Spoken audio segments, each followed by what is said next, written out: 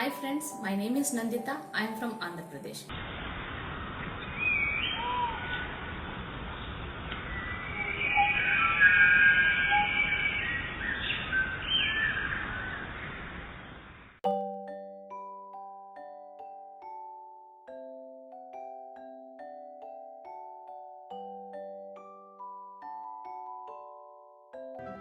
Now let us discuss in detail what is eubacteria. Eubacteria, sometimes called as simply as bacteria, all small organisms that cannot be seen by naked eyes. Thus, microscopes are used to visualize and study their morphology.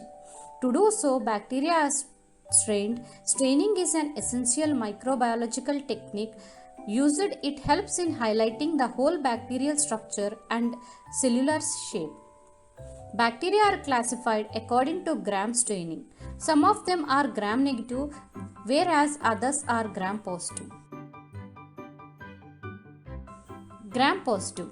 Gram positive bacteria have several layers of peptidoglycan in their rigid and thick cell wall, which is highlighted by gram staining. The cell wall of gram positive bacteria contains lipoic acid that is composed mainly of alcohol and phosphate in the plasmic space. The gram-negative bacteria cell wall consists of only one layer of peptidoglycan and has no lipoic acid, so gram stain cannot bend to their cell wall. As a result of its weak structure, the gram-negative bacterial cell wall is susceptible to mechanical damage.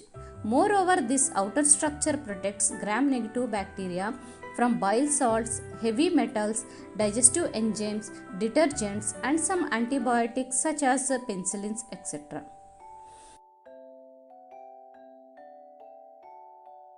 Eubacteria are classified into several phyla. Each bacterial phylum includes species characterized by specific features. Examples are as follows. Proteobacteria. Including most of the gram-negative bacteria, these are to have arisen from photosynthetic ancestors. Proteobacteria are classified into 5 classes: alpha proteobacteria, beta proteobacteria, gamma proteobacteria, delta proteobacteria, and epsilenoproteobacteria. Then cyanobacteria. Cyanobacteria are characterized by a blue-green pigment. They perform photosynthesis as plants and algae. Many of these bacteria can fix nitrogen in the soil, therefore they are the important in agricultural field. Chlorobia. This phylum consists of photosynthetic bacteria. Members of this phylum are green sulfur bacteria. Chlorobia reduces carbon dioxide during photosynthesis using organic compounds such as carbohydrates and acids. Members of this phylum differ greatly with their rods, spiral, cocci, or budding forms. Chloroflexi members are green, non-sulfur bacteria such as Chloroflexi can perform photosynthesis. Chlamydia. These members are pathogenic gram-negative cocci. They have a unique cycle of development. They are transmitted from human to human by direct contact or respiratory airborne routes.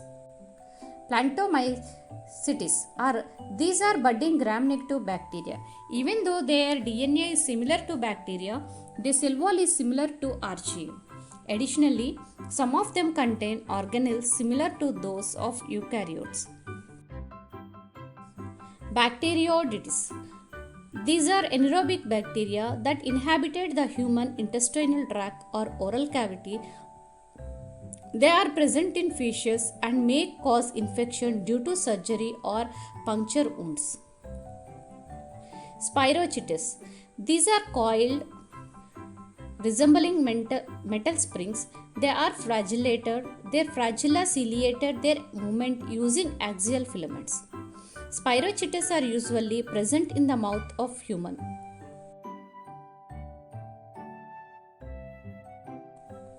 Now let us discuss the biological importance of eubacteria. The world is filled with different eubacterial species, and our body contains different species of eubacteria which are biologically important in our life. Our body is only of the bacteria habitats forming our normal flora. Normal flora causes no harm to us and they are beneficial to our bodies. For example, they defend our body against pathogenic eubacteria. Others can produce biologically important substances such as vitamin B as well as vitamin K.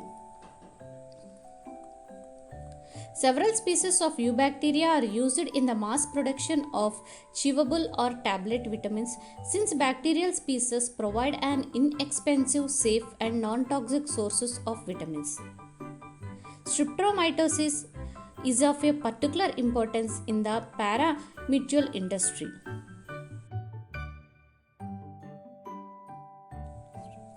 Since they differ, strains can produce about 200 different types of antibiotics.